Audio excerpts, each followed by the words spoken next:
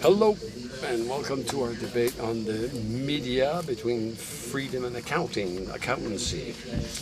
And we're happy to have one of the key representatives of the French media that can eventually shed a light on one of the major questions on the value of information. It's been hitting us for some months. Our main witness will be PERROT from the Rencontres Économiques, who's worked on a report on information.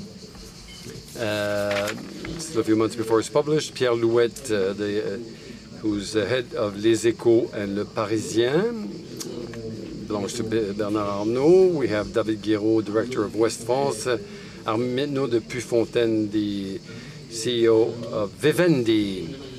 And Mira MILOSEVIC, who directs an NGO which works on the freedom of journalism. So, Anna, the floor is yours, PERROT. So we're at the Rencontres Économiques next. It's good to go back to the essential elements of our discussions. The traditional debate on the media lies on two fundamental essential pillars, which are the one side, the audience, the paying audience, the subscriptions for television, and advertisement income. So these two sources of income being in a variable proportion. And what is not given under subscription are the platforms. So, of course, there are subsidies from the government in variable proportion. So this traditional model was challenged in the last 10 years due to several phenomena which find their source in the onset of digital platforms and social networks. The first source is that these platforms and networks ended up proposing to those who were seeking to find information a different free of charge format, from the 15 seconds of TikTok to access via Google News, to a few lines of articles taken from newspapers selected by the Google algorithm. But what we can say, nevertheless, is that these new formats and free, slowly but surely have satisfied the need for information of a lot of readers, of auditors, of readers who've decided not to pay for information. So the first side of the loss, that explains the loss of audience, and from the moment you no longer have an audience, difficult to be profitable for the announcers and advertisers. The media are bi-faced platforms, twin-faced platforms. To function, they need several categories of readers who have access to content. The third type of users are journalists. So the readers are there to have access to content. And once this audience is there, announcers and advertisers are there to propose their ads to the readers or audience. And to this is added a second problem, which is also linked to the digital the evolution, and another phenomenon, that is the income of advertisers that land in the media, even for the online people, are captured mainly by Google and Facebook, who are the two key actors of this market of info ads. Google and Facebook trust the advertisement inventory, so the screens on which the ads will be presented, but they've ended up monopolizing all the chain of advertisement, the services necessary to stand between the announcer who wants to send his ad, and the reader or auditor who will watch this message. So they've monopolized these messages of ad tech. And each time an economic player has a monopoly or captures an important share of the income, each time this happens, well, there's a problem. So what happened? In the end, the media were dispossessed from two sources of income, which were their audience and their advertisement income, and this gave rise or accompanied the onset of new shareholders who tried to cover for the losses of the media. Don't want to give too much figures to dramatize, but you must always bear in mind that in several cases the economic model has been subject to a shock, and some media may not recover from these shocks. And we'll see some more optimistic examples with the people who are here on this table, but around this table. But there is a state of emergency for the media. So these new shareholders, obviously, we hear a lot talk about them, even very recently and locally, with acquisitions by Rodolphe Sadé from CMA-CGM very recently, but he's not by himself, not alone. And progressively, we saw Kretinsky, Bolloré, Bernard Arnaud, and several others invest in the media. Is this good or bad news? That's the problem. It's the two, both. It's a good news because we need media. We need the media, and the media need income. And so these new shareholders in the media sector are obviously welcomed, and we need them so that they can finance the economic model of media. But in the same time, we see that these new shareholders that we call the billionaires, with a kind of ostracism, because we think that they're not always very clean. And these new shareholders, like all new shareholders who take over a company, they want to direct their enterprise following their own line, except that in the field of media and information, the line is very important, because information is a public good, and we need an objective, non-biased and non-distorted information by personal interests. And so these are the questions that we will address during this roundtable. So this said, there are several other models, different models for the media. If you take the case of Germany, for example, in Germany, some major media groups were formed, like the Bertelsmann Group, for example, which is a profitable group made up at the basis from the media. It's not something we know, with maybe one exception. We'll talk about this later. It's not exactly the French model, and this is linked to, related to Franco-French circumstances and the context, the control of concentration, which is regulated in France and stops the concentration of media groups.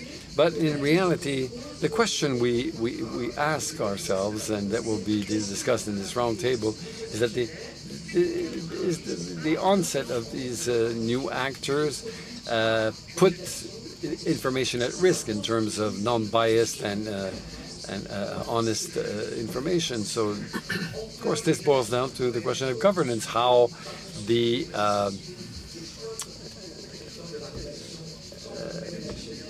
choice of the new director can have an impact. What are the forms of this nomination? Who needs to be consulted? There will be some charters, ethical charters that plan for how things should be done. I wonder the impression that things are moving smoothly.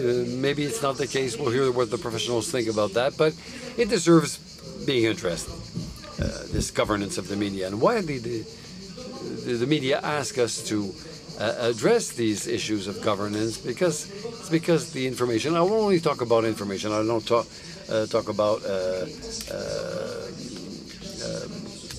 other elements that the media deal with.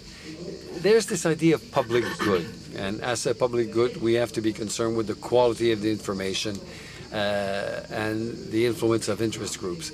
So I will conclude here and ask Claude to take over the floor. Thank you, Anne. And so we'll hand over the floor to someone who's known both, or the three sides of the mirror, because he's worked in the past at the government level, where he took care of the media in the Balladur government. Then he directed AFP, the French agency, and he is now director of the strategy of the Arnaud Group in the media. So Pierre, the situation, is it really new with the intervention of the billionaires in the press, and why did Bernard Arnault decide to invest in this sector? Thank you very much for all these simple questions, and thank you, Anne, for addressing presenting all the topics. So we have a little time, so if we want to make progress, I think there's in a nutshell, there's the first reason why there are some rich people involved in the media and the press. It's because for a long time it was very expensive to have printing facility and a newspaper. When you talk about investing in printing facility, we're talking about millions of francs, tens of millions of euros today. And so only the people who could borrow or could invest were capable. We talk about the press.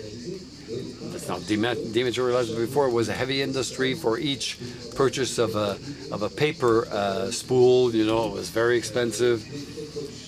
Production fees, expenditures, a system with workers that were well paid, distribution system with different organizations that cost a lot of money, a value change or non-value change linked to paper that's very costly. So you need to have the capital. Not everybody can do that. And so that explains why, since the 1920s or 1930s in this country, in France, very rich people who had another activity on the side invested in the press and the media. It was Coty, the perfumer, before the Second World War, and a lot of people like that.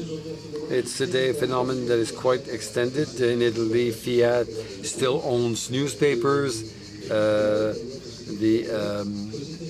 In the U.S., if you take all along the East Coast, the Boston Globe belongs to a guy who made a fortune on the internet, and he bought the Red Sox baseball team, and New York teams comes from journalism, but made a fortune in journalism. It's another phenomenon. There's some people who earned a lot of money in the press.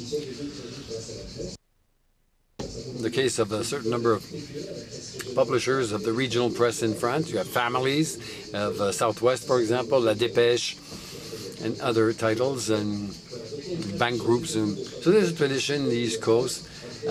Boston Globe, Washington Post belongs to Jeff Bezos, or his wife, I think now, and then West Coast, the LA Times, which was practically bankrupt, that belongs to a billionaire from the tech. So there's this phenomenon. The first answer, heavy industry, need for financing. The second thing I wish to share, because we talk about a sector, an industrial sector, and a sector that has to do with the supply of the ingredients of democracy. You have in totalitarian states, you stop the media, stop the press, and the democracy is hindered. So this addition is of importance, and it justifies that it's supported by the public sector. The press is an industry, but what has to do with the press, with democracy, justifies the interventions of the states. And again, so to make sure that everybody in France, even in very remote areas, can benefit from this information. The second thing I would like to say is that what would have happened if billionaires hadn't invested in the press? Well, you would have very few titles to share. It would be a desert in France. There would be some survivors. There are examples of people who became very profitable, like Mediapart, in the digital platforms. They are millionaires, not billionaires, but millionaires. And it's like a club, people who are passionate, who have passion for a subject, and are they form a community. So that if they hadn't been there, well, last point in my introduction, why do these people who are respectable, people who create a lot of value in the country, wealth, thousands of jobs and things, LVMH pays 2.5 billion euros in income tax, so they pay 15% of their income. So the LVMH pays a lot of money from the taxes. And so we say, okay, I think we earn 4 million in public subsidies, but we pay 2.5 billion in taxes. So but if these people hadn't invested, it'd be a desert. And these people invest for two reasons. For on the one hand, for LVMH, I can say that when we have faith in liberal economy, and David knows because he developed and directed the Echo newspaper, Les Echos, when you wanted to have ownership of a newspaper that, in the newspaper, it's written on the first page that it's a liberal newspaper. And they create a hotel next to their head office, you know, because we think that the enterprise is more prosperous when the democracy is prosperous. You know, you contribute to finance democracy, and notably because democracy is good for business. Is that shameful? No, I don't think so, because the first effect is to contribute to finance plurality. And maybe last word, there's something I'd like to react to. We have to be very clear among us. There is no need for internal pluralism in a newspaper. Pluralism in newspaper is external. 6,000 publications in France and 6,000 titles. So the pluralism is the number of publications. There are people who publish weird magazines, but anyway, the internal pluralism is found in radio channels, on television channels. There's a use of the public domain, which is limited in time, subject to conditions, and but there you need a pluralism in the TV and radio media. But in a newspaper, and some newspapers were blamed, privately owned newspaper. Maybe we may not agree with some papers. We can't say that we don't like your paper because there's no democracy. It's not the case. They have an editorial line set by the owner of the newspaper, and I play that role in our Arnaud group, and then it's implemented by journalism independently, but they follow a certain guideline. So that's the freedom of creating a newspaper. The freedom is there. And more differently, in David Guiraud, you will explain how, because you're one of the representatives of the last independent group, independent from all other financial power, proving that you can still work in the press without having afterthoughts. I don't know what you mean when you talk about afterthoughts. I'll talk about the West France paper, or the West France. Very few people know it. Good news, it's not the desert of the media, the press in Brittany, en Bretagne in France, and it'll be continue that way. West France is a group of 5 daily papers, and the leading one in the world, French-speaking newspaper, with a distribution which is leading, more than 600,000 papers, 96 weekly publications, magazines, radio channels, and a very powerful digital presence with platforms that are in the top 10 of French audiences, knowing that West France is first or second. We're struggling against the Figaro. We have 3 platforms, Actu, 20 Minutes, Actu.fr, and we own 50%. 4,000 people, 2,300 journalists, reporters, 3,000 correspondents. There are more than there are thousands of people who work on the information side. It's a group that has been is a candidate for a TNT frequency for television. So it's a powerful group. It's a profitable group that has never stopped investing for years to modernize, and not only in printing machines, but in the digital sector, even though, and you know that it involves investing massively. So what's specific about this group is that It belongs to a 1901 non-profit organizations for 34 years. And so it's a group that is run by a board of a non-profit in which you have about 60 people who are not shareholders, financially speaking, but who are decide on what we need to do with this media group or this press group. The name of this non-profit or association, well, I think is very meaningful. It's the Association for the Support of the Principle of Humanist Democracy.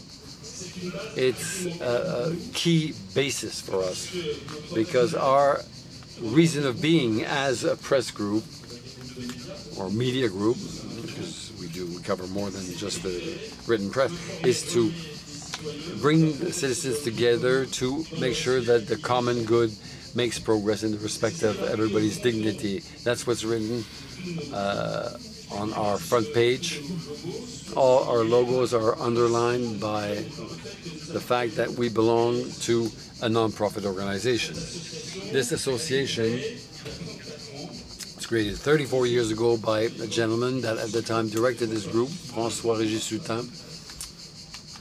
And why he created this association? Because for him, as you said, Pierre, our job, of course, boils down to defending democracy. When you give this a thought, it corresponds to our 10-year vision, strategic vision. We don't only think of what newspapers will be like in 10 years, but the starting point is how we can serve democracy in 10 years. And on that, why he did that at the time, maybe you will remember for those who at the time already bought papers, Monsieur Hersan did his shopping. He took over papers here and there. Hersan, very famous. And this paper belonged, West France, belonged to different families who accepted to hand over this paper in the hands of this association. And so our operating mode is, as explained, we operate in a very modern way, contrary to what you may think, because the Rencontres Économiques today talk about bringing together. And that's written in our reason of being, and talking about being hybrid. And we bring together the two cultures, association and culture. Since we have no capital, financial capital, we have much better than that. We have an ethical capital, very powerful, and we earn money just to be able to continue to live and invest. And everybody knows that in our group. It's the price of independence. So this is how our model works, which, well, works quite well. A bit more complicated to manage, and I know about this. I'm at the head of the board, which is a traditional system. It's very aspiring. It's a group that is continuously developing. 6 years ago, we were dwarfs in the digital sector. Today, we are among the top 10. And I can go back on this later. Our strategy lies on 3 pillars, which strengthen each other, but are very important for us. The basis of everything is independence. That's the first pillar. We have to have a strong reason of being, a very strong basis, a manifesto, and we have that. The second is trust. There's no trust today to fight against the GAFAM. So I'd like to go back on that discussion, because we were in an open war with those people who are hacking the brains of the people and applying the strategy of the I didn't hear, I'm sorry. But trust is also built with an internal functioning. And the third pillar, which is also of equal importance, that can only be deployed if both the first two exist, it's power, being powerful. I talked with colleagues sitting next to me, or who have shared the same reflection. I think we have to be powerful to be able to survive in this kind of media, in this press. We can't imagine that we will continue to do our job as before, and we're constrained to be powerful. Not powerful to be powerful, no. It's a power that lies on size, on technological investments, on a business model, and that also engages the politicians in the political world. So you have in front of you Facebook, TikTok. It's not by being even a very good French group that will manage to succeed. So in terms of power, you're sitting next to a person that is pretty different. It's the only major French group of media we could qualify as being industrial. It's also a subsidiary, or the main shareholder is also Vincent Bolloré, so you're the man. It's people very curious and wondering, you know, about the freedom and the democracy there. And why is Vincent Bolloré involved in the media? Why do you invest? Thank you very much. Thank you for facing the heat within the scope of this debate. The Vivendi Group is, when it started its third life phase, the first phase was Jean-Marie Messier when Général des Eaux became Vivendi in '98, then it ended in 2002, period of 10 years, where the group hesitated between the media, telecommunications. For some reason, in 2014, 10 years ago, we opened up the third chapter with clear vision, the ambition of creating a group, French group, very strongly anchored in Europe, with a global ambition in the sector of media, culture, and entertainment. And with a certain number of activities, different activities, different sizes, different importance, but a vision that we share in all our trades. First of all, the fact that the largest common denominator in our trade is the creative process, and the second thing is that the media sector, in the broad sense of the word, was experiencing a Copernican revolution, structural revolution linked with technology, and the fact and the way it exploded all the economic figures, the habits, and the strategic stakes, and everything was. So the direct-to-consumer, that was a new form of operating, and the consumer ways, how the people consume the media, this radically changed, and that in a very short period of time. Just an example, Vivendi was the owner of a Universal Music Group. When I joined the group, I was living in London, in England, and they said, "You're crazy, music is dead." And in fact, we just came out of 15 years where the music sector lost 50% of its value, 85% of its value. And streaming platforms, and industrial actor Daniel A. that created Spotify, created the streaming mode.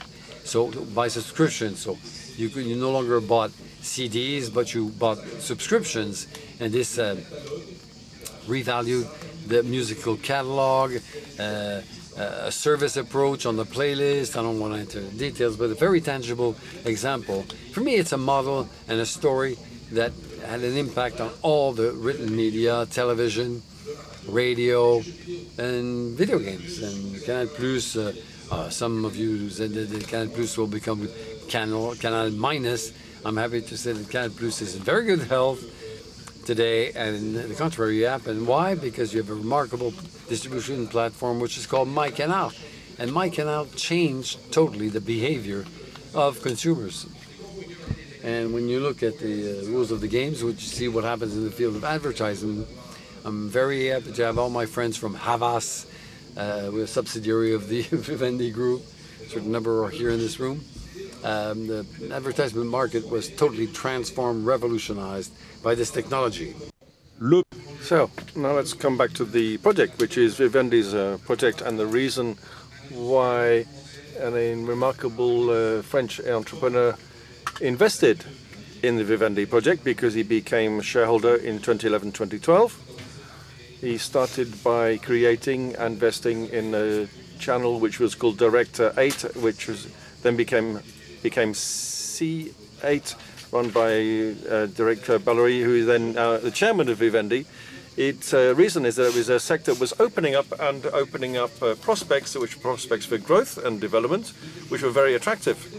Secondly, when you're an industrialist and you have a capacity to invest, it's great to be able to participate in the industrial innovation because you're able to be an active player in this transformation. So today, in all the professions we are in, we're also in the written press because in 2021 we acquired Prisma, the first French magazine group in France with Femme Actuelle, Géo, and other very well-known titles in France, as well as Harper's Bazaar. So a real revolution has occurred, and we want to be an active participant in this revolution. And this means a number of things have to be called into question. In 2008, I was in charge of the consultative assemblies of the written press under the presidency of Nicolas Sarkozy. At the time, the turnover was 10 billion. Today, it's 6 billion. I don't accept, like my friends here today, the inevitable decline in this activity. The only thing is that there is less advertising, there are less buyers, and there are new consumers. And we have to position ourselves. One of the values in all of our media brands is audience.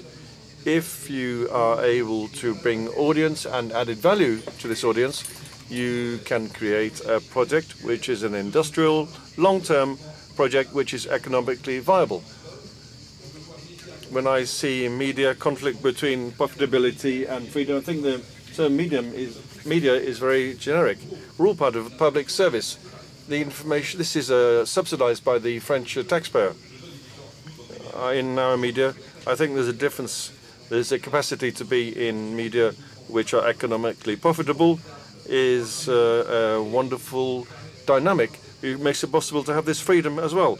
And I absolutely support Pierre in what he says. It's a responsibility of a press owner to define the editorial line. And then it's up to the teams of journalists to adhere to that. They don't have to. And when you have a change of ownership in France, we have something called the transfer clause, so that any journalist who doesn't agree with the potential change in editorial line to leave in very specific beneficial conditions. I don't think any conflict really between this aspect of freedom and the aspect of profitability. Thank you.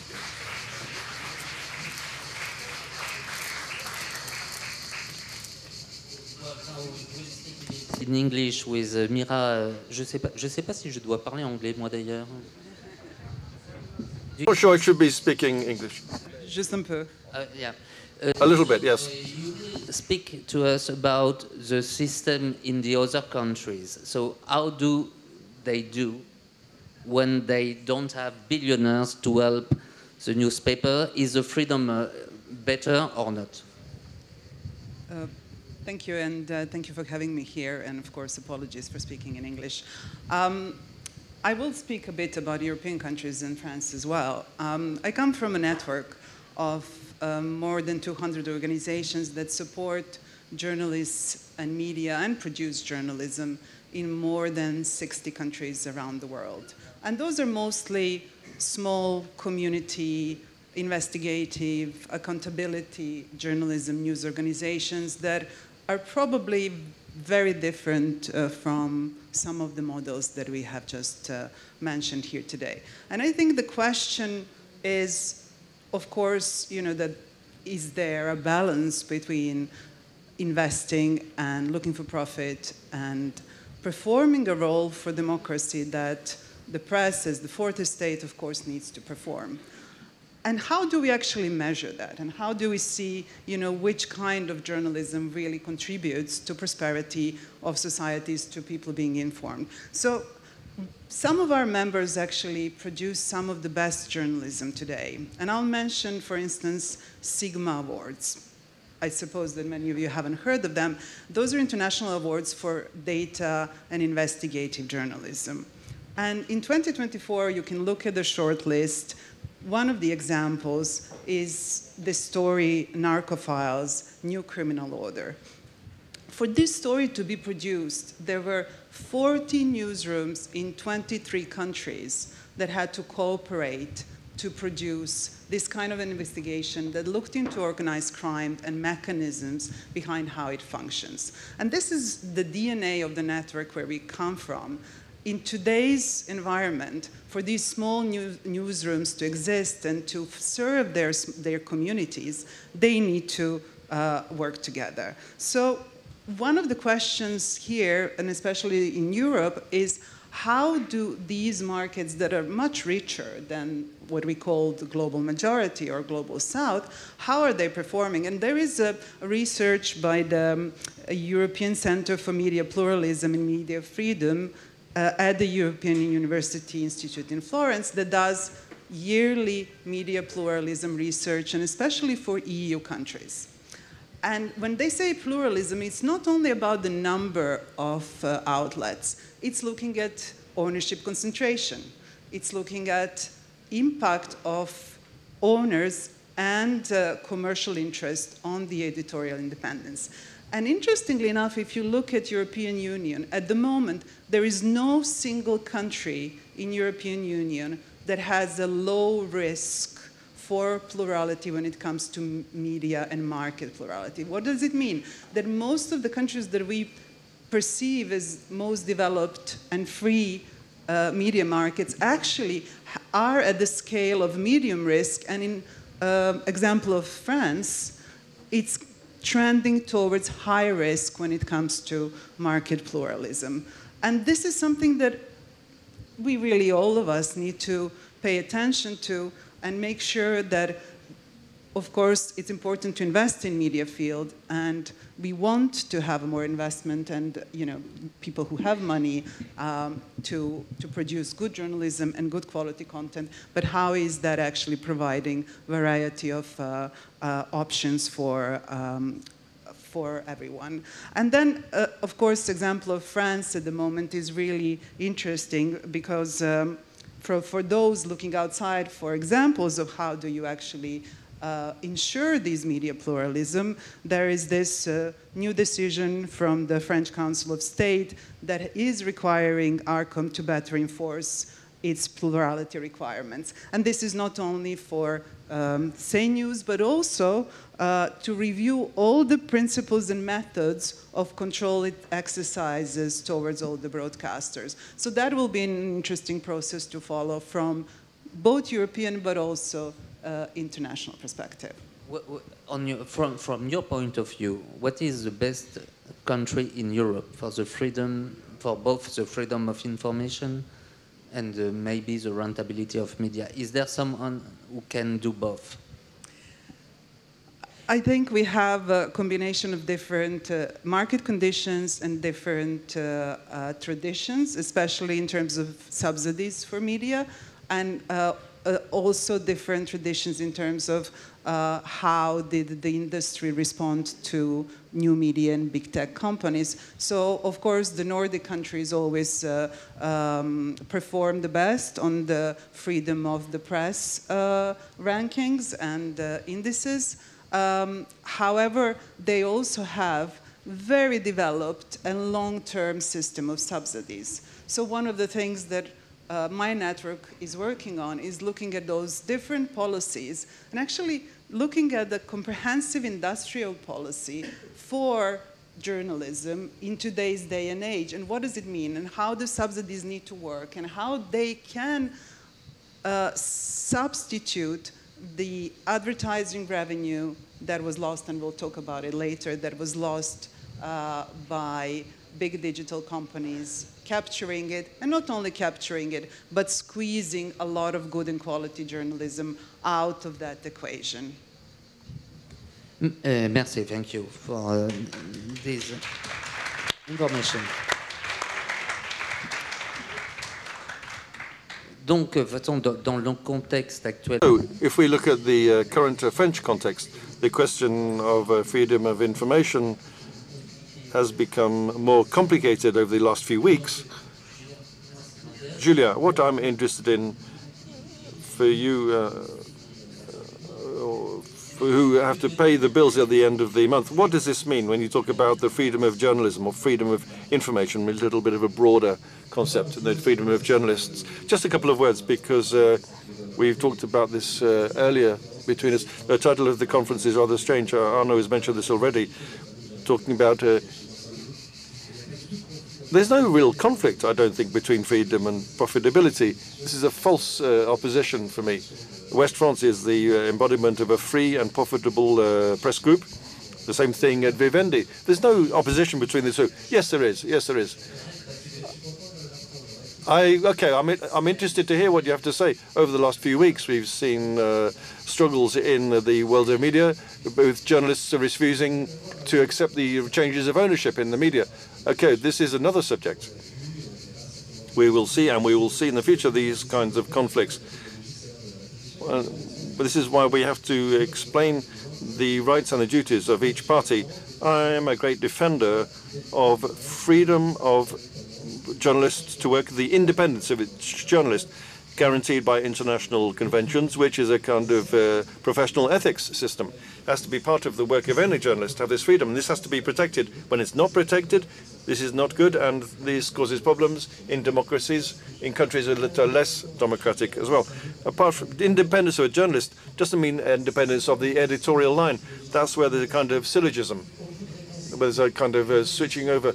We'd like to have the different associations if independences leads to an independent editorial line. That doesn't work. I have a few editorial lines in my team, which is a LVMH media group. You're not completely independent. You're not allowed to independently determine the line. This is fixed by the tradition of the newspaper, of the Les Echos newspaper, which is against extremes, which is secular, and this is the line that we defend. I'd like to say that in the current era, we're very happy to follow that line. We have 150,000 copies more sold at the moment than normally, because people are looking for explanations between these extremes, and Le Parisien newspaper is doing a good job, and the editorial team are doing this very well. Sometimes they would like to talk about this editorial line, but they follow this editorial line. So the independence of each journalist does their own job, but there's no autonomy of the editorial. And the duty of a shareholder is to provide finance. This is an important thing, to provide the money, to transform the media outlets as well. The digital transformation is very important. I often say that for all of the paper chain, we have the costs of production of Gutenberg, and we have the competition with Zuckerberg. We have to distribute, we have to transport the newspapers. All of this is very old school, old style, if you like, and opposite that, we have to be just as good online, just as good on our websites and managing our subscribers as people who were born 20 or 25 years ago in the digital world, with a capacity to manage the relations and the relations economy. I'm talking about Facebook and Netflix and all of our other competitors and the other digital players. So we have all of these constraints. We provide finance for innovation and the digital transformation because we believe in a particular model. There's no conflict between freedom and profitability. I think the dynamism of this of the press and the media is proved by the incredible number of different titles. Often when we have these discussions, one of my most fervent defenders is the boss of Humanity, which is a communist newspaper.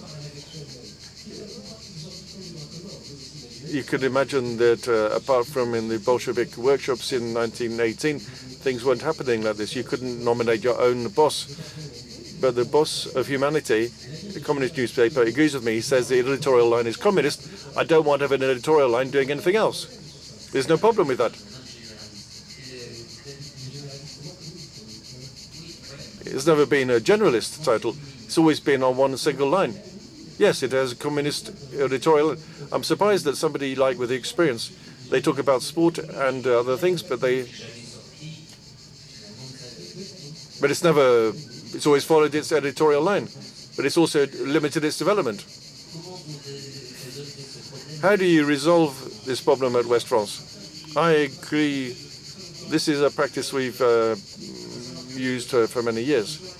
When a journalist joins West France, he or she is given a charter describing the history of the group, the editorial practices that we have, with our reason for being and our reason for existence, our mission. This is very important, and the journalist has to follow this. The problem is when you change the reason for a newspaper existing very suddenly, very quickly.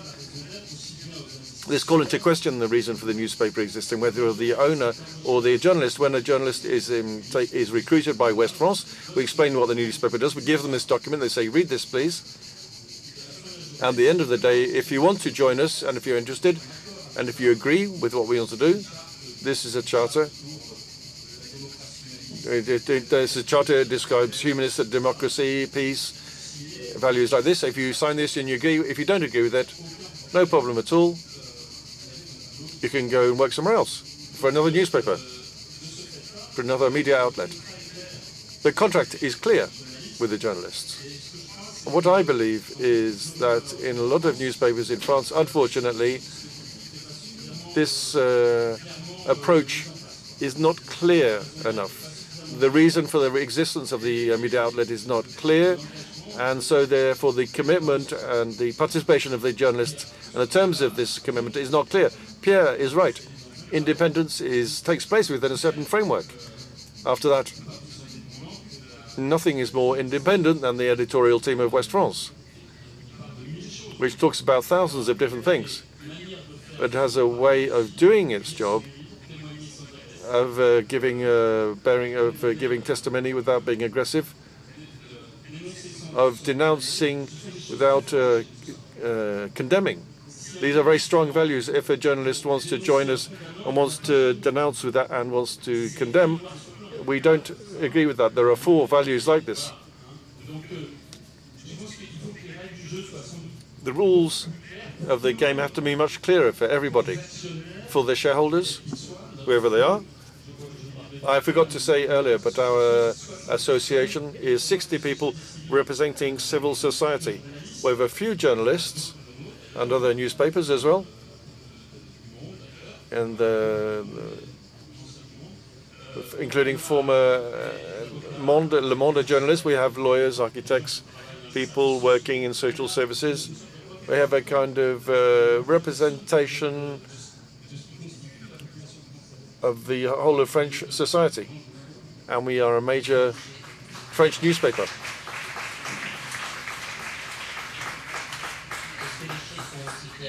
Are things just as clear at Vivendi? There have been a lot of departures when you took over certain media outlets. Do you think an editorial line, does an editorial line have to be followed when you're at Vivendi? Yeah, Claude, you have to be clear. You have to explain why people left. First of all, perhaps you're talking about 10 years ago at a TV channel called Italy, which systematically lost between 20 and 25 million euros per year, and which wasn't sustainable. And so then there was a need to change the TV channel, and this created a disagreement, which was publicized. I'm very happy that after this disagreement had been settled, today we have a channel called C News, which is the leading continuous news channel in France, whereas a few years ago we were being told there was no future for this channel. Secondly, you might be referring to when we took over Prisma. As I was saying earlier, there is a transfer clause which enables any journalist to leave if they want to do something else, or if they don't agree with what might be happening in the group. It's true that the Prisma group was created by a remarkable man who was a competitor called Axel Gans. This group was set up by many different launches. The average age of the journalists was 30 to 40 years old. With a change of shareholder, if you look at the age curve of the journalists, this age curve meant that this created conditions which meant that a lot of journalists left. What I want to say is 2 things. I just want to finish. I absolutely agree with what Pierre said about the relationship between autonomy and independence and the editorial line. The second thing, there are 1,200 journalists in the Vivendi group who are all very independent. They all are very talented. You know some of them. And these talented people who I have great respect for, my job is to create the conditions with the Vivendi teams for them to be able to do their job in the best possible conditions. They are with us because they are able to do their job with complete freedom, and I would like to thank them for that, and that's part of my job. What they explained to us, and which is very interesting, is that for Pierre LOUETTE, you said that the group is officially a liberal group. At West France, you sign a charter with the rights and duties. At Vivendi, is there also a similar mechanism like this, so that people have a clear idea of what they are there to do? The ideas are very clear. We are building a group which is a media group where we want it to be sustainable in the long term. We want to create the conditions to be able to process information in any format, whether it's written, radio, TV, or digital. And is there a specific commitment linked to the Vivendi strategy?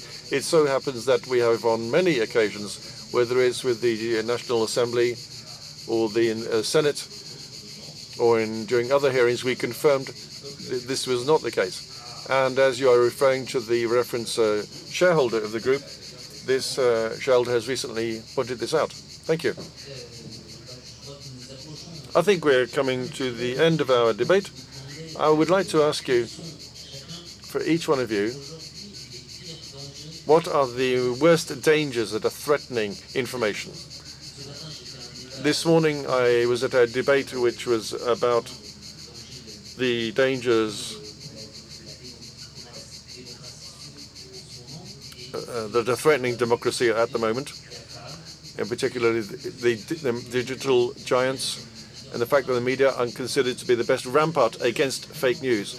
Do you today have in mind, in fact, that you are running or you are leading and you're defending democracy, and how do you do that today? How can we still today take action to do that without contributing to the existing disorder?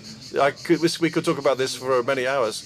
The first point is that to create the conditions make it possible to give high quality information. The second point is we create the economic conditions to withstand these digital giants, despite the attrition and the huge economic resources they have.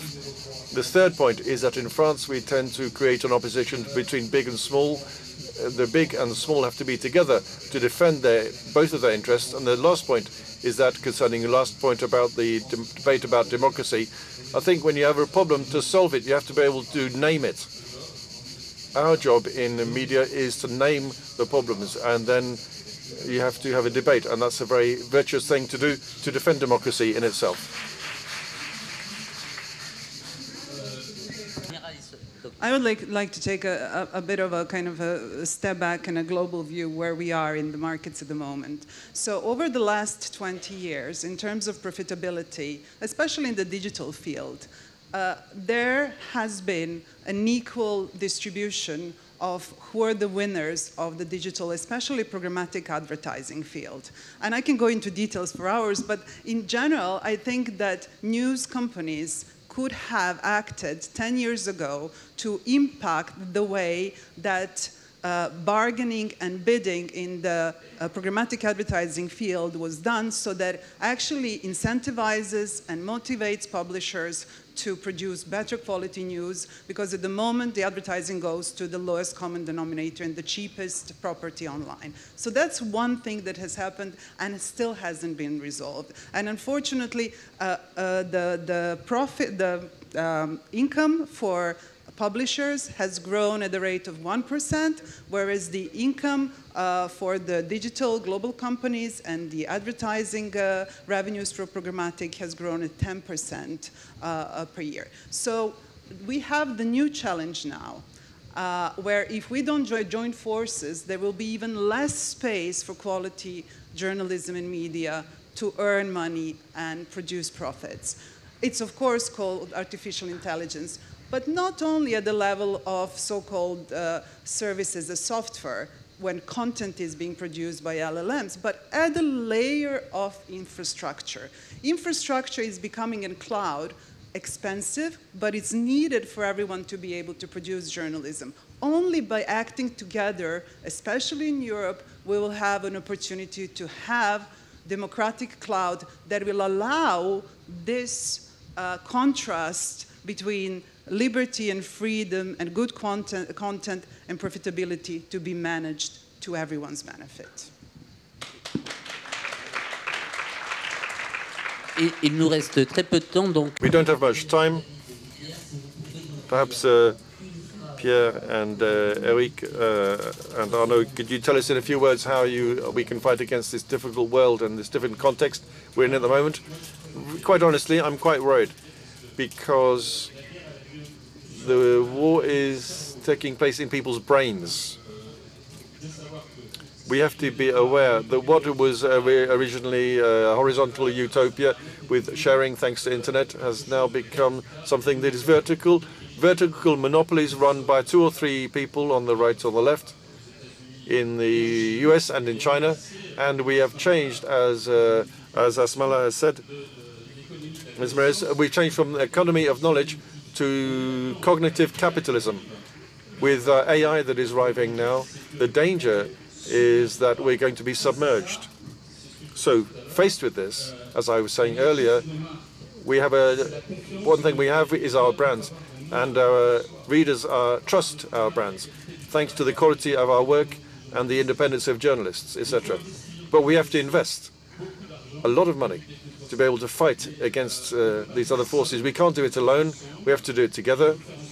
We have to do it together on a European level with the politicians and the right policies. Otherwise, in a few years' time, I think, unfortunately, it will be much too late.